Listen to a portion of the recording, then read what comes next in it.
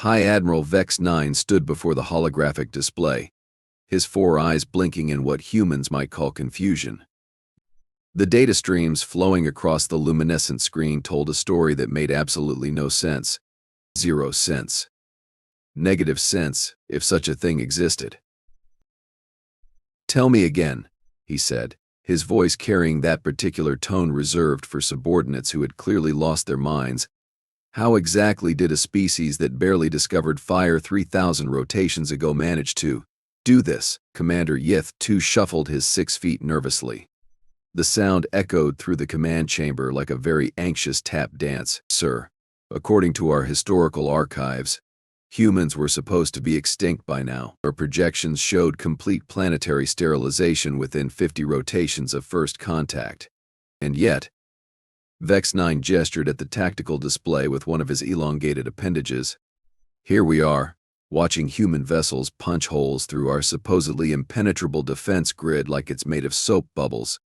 The irony wasn't lost on anyone present. The Korvathian Empire had spent the better part of 2 centuries rewriting the historical records of conquered species. It was standard procedure, really. Conquer, subjugate, then gradually erase any evidence that the conquered had ever posed a threat. Eventually, the survivors would forget they had ever been dangerous. Eventually, they would accept their place as the inferior beings they obviously were. Humans, apparently, had not received this memo. "Sir," Yith II ventured cautiously, "perhaps we should review the original first contact reports." Vex-9's laugh came out as a series of clicking sounds that would have made a Geiger counter jealous. "Oh, by all means. Let's revisit the moment our ancestors decided that a species capable of splitting atoms for fun was primitively harmless." The holographic display shifted, showing archival footage from 2157 Earth Standard Time.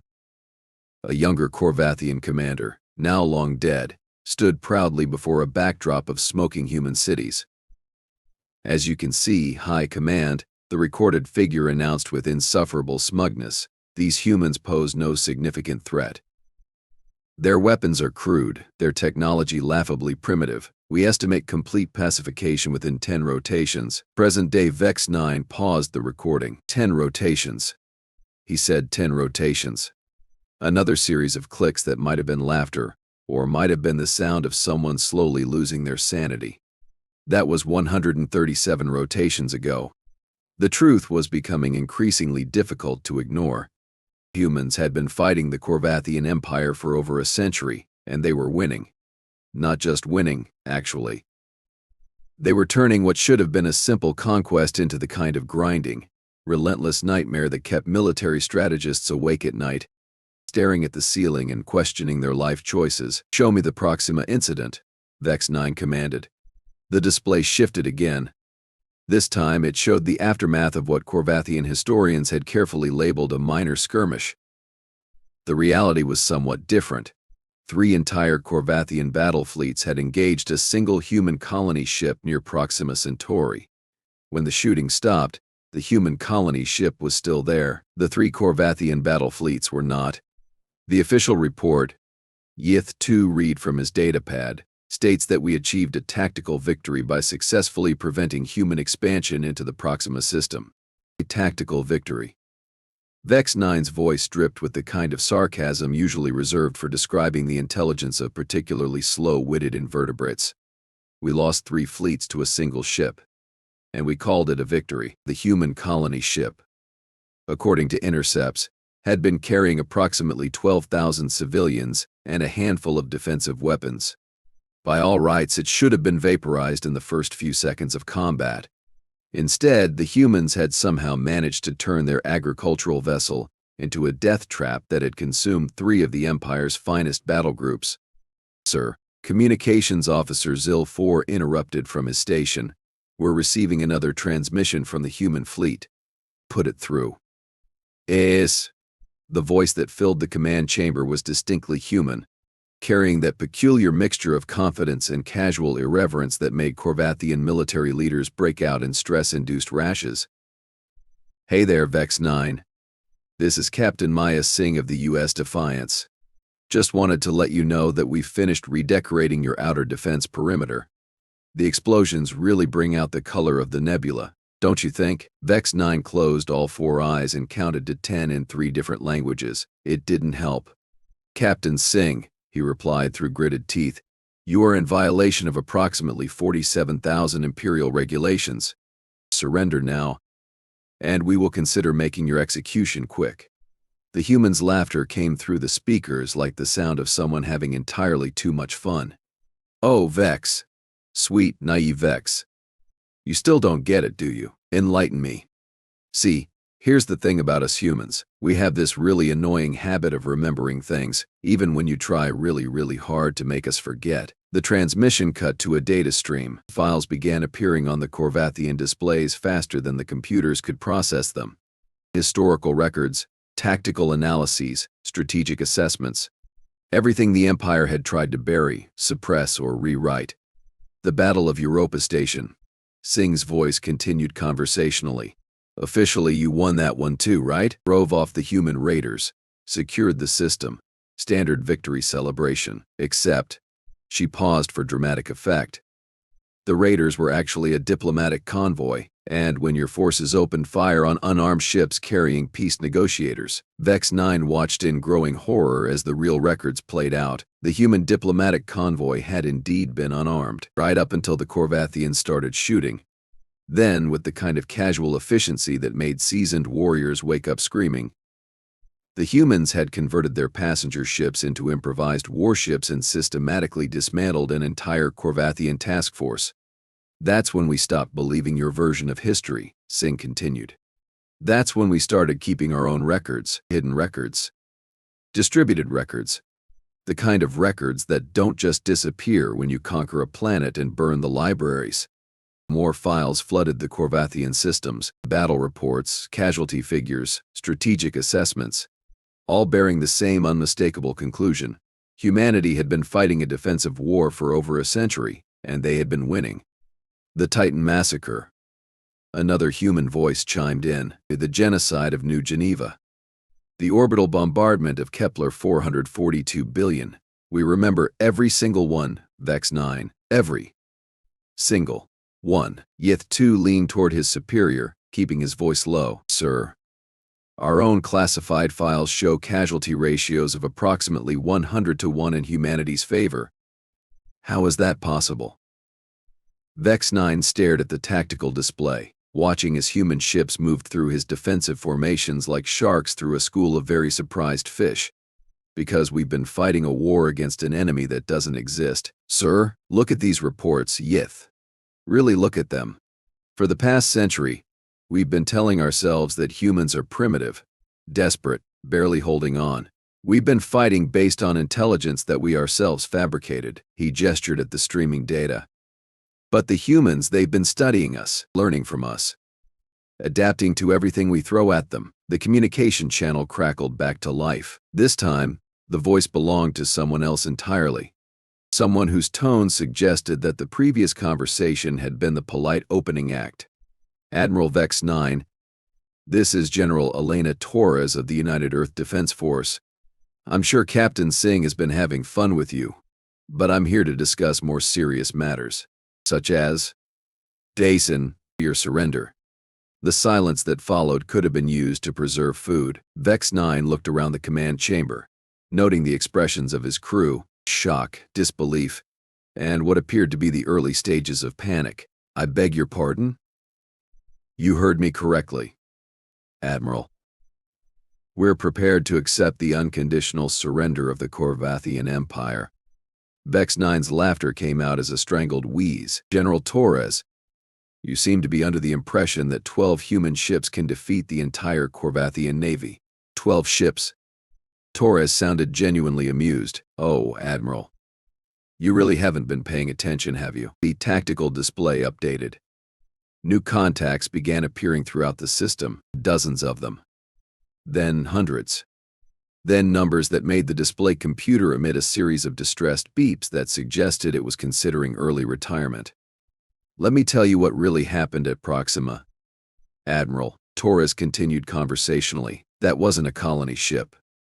That was a test. We wanted to see if you had learned anything from the previous encounters. Spoiler alert, You hadn't. More ships appeared on the display. The numbers climbed past the 1,000 mark and showed no signs of slowing down. The thing about humans, Vex-9, is that we're really good at building things, especially when we're motivated. And you know what motivates humans better than anything else? Yith, too, was making small whimpering sounds. Several other bridge officers had begun quietly updating their personal affairs, someone trying to erase our history. The display now showed over 3,000 human vessels surrounding the Korvathian fleet, ships of every size and configuration, from massive dreadnoughts to small, agile fighters that darted between the larger vessels like angry wasps. Every world you conquered, every population you subjugated, every library you burned, we were there, watching, recording, building. Torres's voice carried the weight of absolute certainty. Did you really think you could rewrite the history of a species that invented the concept of grudges? Vex-9 stared at the impossible numbers surrounding his fleet. The Korvathian Empire had been the dominant military force in the galaxy for over 5 centuries. They had conquered hundreds of worlds, subjugated dozens of species, rewritten the history of entire civilizations. And now, apparently, they were about to be defeated by a species that hadn't even achieved faster than light travel when first contact was made. How? He whispered. Because you forgot something important. Admiral, Torres replied. You can rewrite history books. You can destroy archives. You can even make entire generations forget who they used to be. But you can't rewrite human stubbornness. And you definitely can't rewrite human memory. The communication channel fell silent. Around the Korvathian command chamber, status lights began changing from reassuring green to distinctly less reassuring colors. Weapons systems reported targeting locks. Shield generators complained about massive power signatures. The main computer suggested, with mechanical politeness, that now might be an excellent time to consider alternative career options. Vex-9 looked at his tactical officer. Give me our odds. The officer consulted his displays, performed several calculations, then performed them again just to be sure. Sir, mathematically speaking, we have achieved odds so low that they have entered the realm of theoretical impossibility. How theoretical? The computer suggests that divine intervention might improve our chances to merely hopeless. Outside the command chamber's viewports, the first human ships began moving into attack formation. Their movements were precise, coordinated, and carried the unmistakable signature of forces that had spent decades preparing for exactly this moment. Vex-9 closed all 4 eyes again. When he opened them, the tactical situation had not improved. If anything, more human ships had appeared while he wasn't looking. Sir, Yith too said quietly, perhaps we should consider the general's offer. Surrender? Vex-9's voice cracked slightly. The Korvathian Empire has never surrendered, not once in 500 years of conquest, sir. The tactical officer interrupted. With respect, the Korvathian Empire has never faced an opponent who kept accurate records. The truth of that statement hit like a physical blow. For centuries, the Empire had relied on controlling information, rewriting history, making their enemies forget their own strength. It was the perfect strategy against any reasonable opponent. Humans, apparently, were not reasonable. The silence stretched across the communication channels like a taut wire ready to snap. Vex-9 stared at his displays, watching thousands of human vessels maintain perfect formation around his considerably smaller fleet. Each ship bore the scars of previous battles, yet they moved with the precision of a species that had turned warfare into an art form. General Torres, Vex-9 finally managed, his voice carrying the weight of 5 centuries of imperial pride slowly crumbling into dust. What exactly are your terms? The human's response came with what could only be described as dangerous cheerfulness. Oh, that's the beautiful part, Admiral. We don't actually want your surrender. Every Korvathian officer on the bridge turned toward the communication console with expressions that suggested their universe had just performed an unauthorized backflip. Excuse me? Vex-9 said. You see, we've spent the last 137 years studying your tactics, your technology, your entire military doctrine, and we've learned something fascinating about the Korvathian Empire. Pause. The kind of pause that made seasoned military commanders reach for emergency medication. You're terrible at learning from your mistakes. Captain Singh's voice joined the conversation, and Vex-9 could practically hear the grin in her words. Tell him about the Henderson Protocol, General. Ah yes, the Henderson Protocol.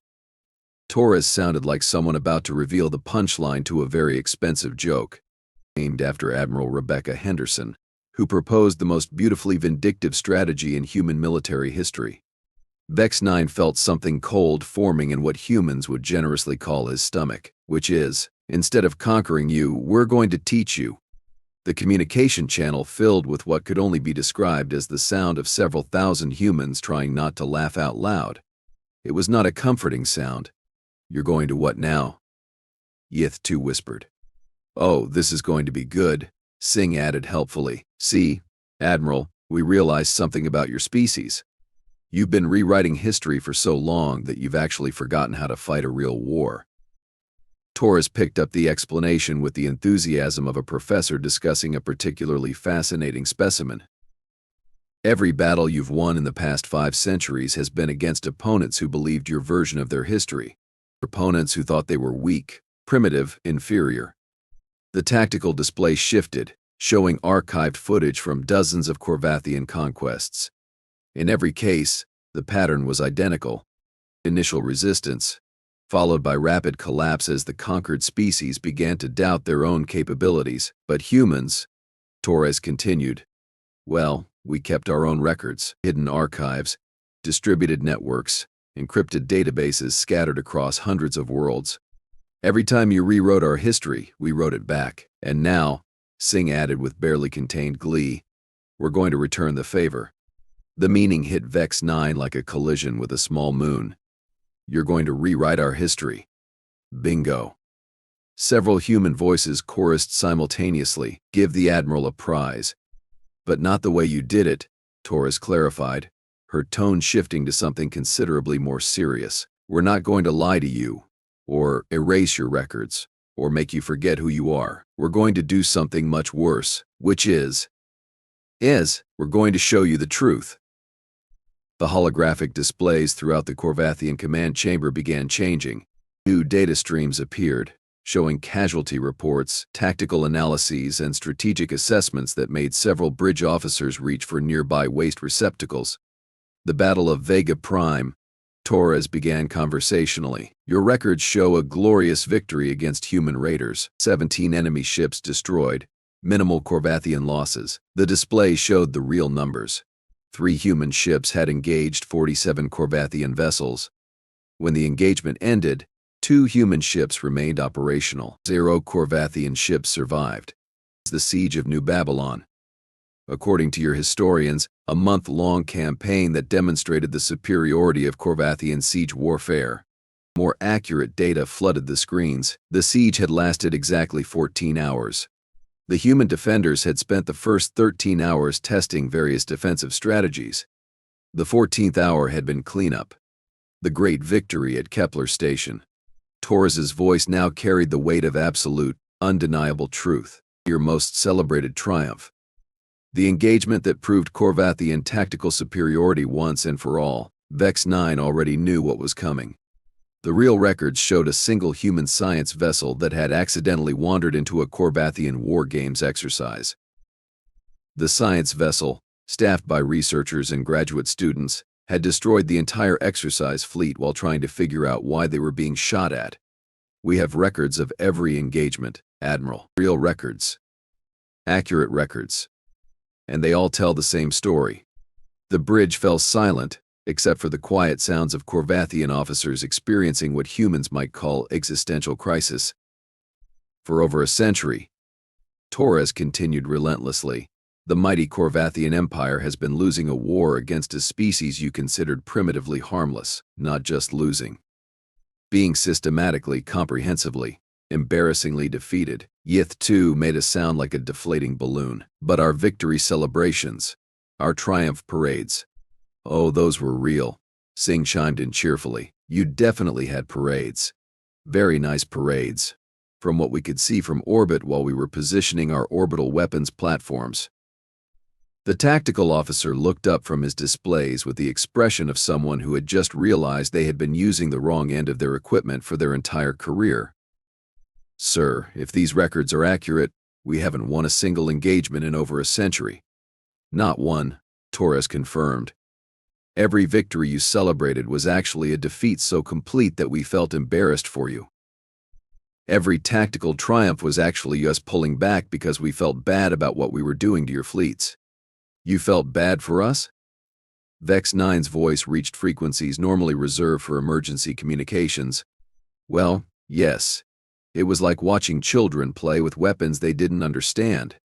We kept hoping you'd learn, adapt, maybe develop some actual military competence. Captain Singh's laughter filled the communication channel. Remember the Third Battle of Rigel?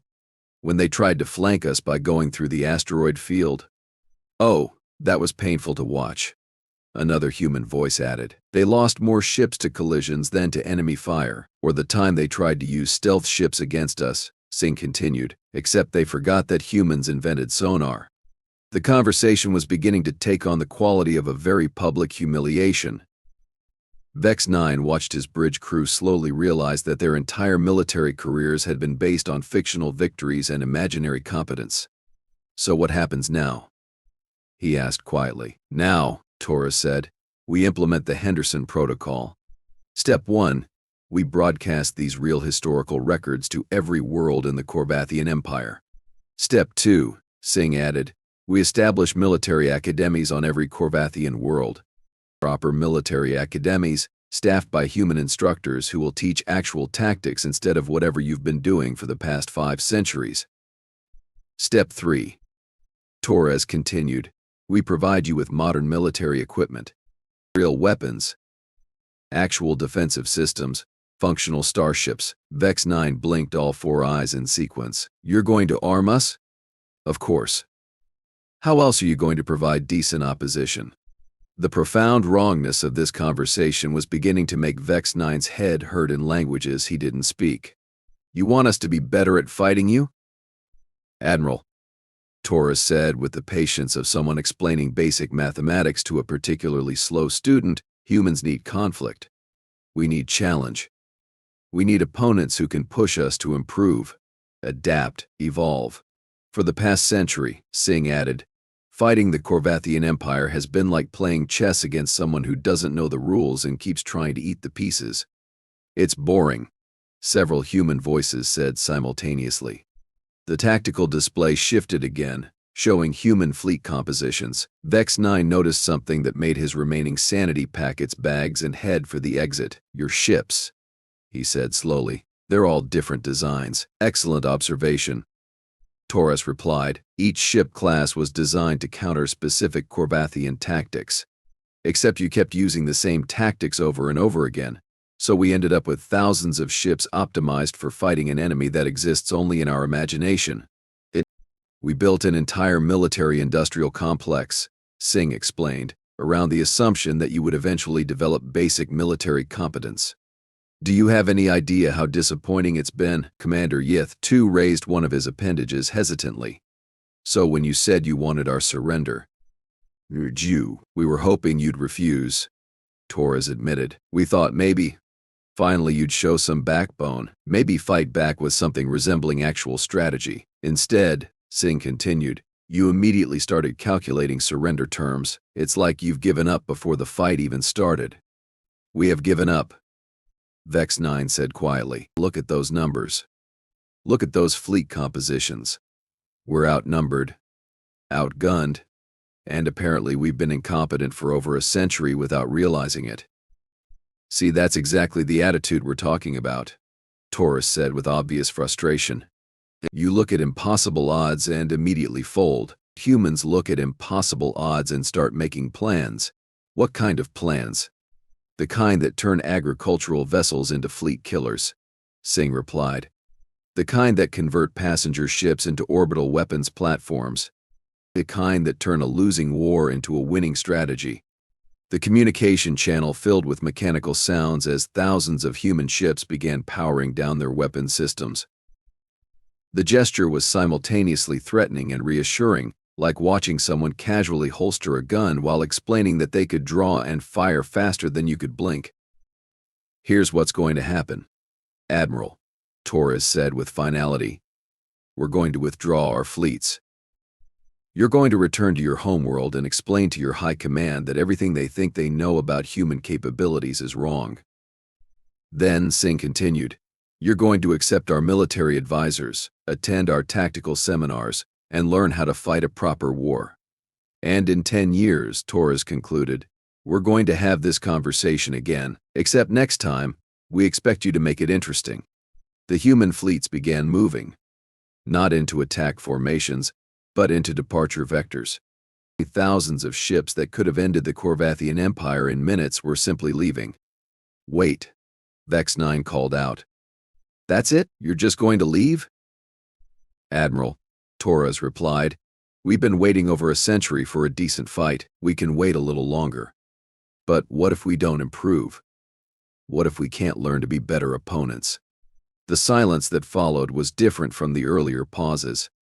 This one carried weight, implication, and the kind of quiet certainty that made experienced warriors check their life insurance policies. "Then," Captain Singh said softly, "we'll find opponents who can." The communication channels closed. One by one, the human ships activated their faster-than-light drives and vanished into the cosmic darkness. Within minutes, the Korvathian fleet found itself alone in space, surrounded by nothing but stars and the slowly dawning realization that they had just experienced the most educational defeat in military history. Vex-9 stared at the empty tactical display for a long moment. Around him, his bridge crew sat in stunned silence, processing the implications of everything they had learned. "Sir," Yith 2 finally said, "what are your orders?" Vex-9 straightened in his command chair, feeling something he hadn't experienced in decades. It might have been hope. It might have been terror. It was probably both. "Set course for the homeworld," he commanded, "and prepare a full report for High Command." "What should the report say, sir?" Vex-9 looked at the stars where the human fleet had been, remembering the casual competence in their voices, the effortless way they had dismantled centuries of imperial pride and rebuilt it as something resembling actual military doctrine. "That we have a lot of work to do," he said quietly. "And for the first time in 500 years, we have teachers who actually know what they're doing." As the Korvathian fleet began its journey home, carrying news that would reshape an empire, the stars themselves seemed to whisper a simple truth. Humans didn't just remember their history. They remembered everyone else's history too, and they were very, very good at teaching.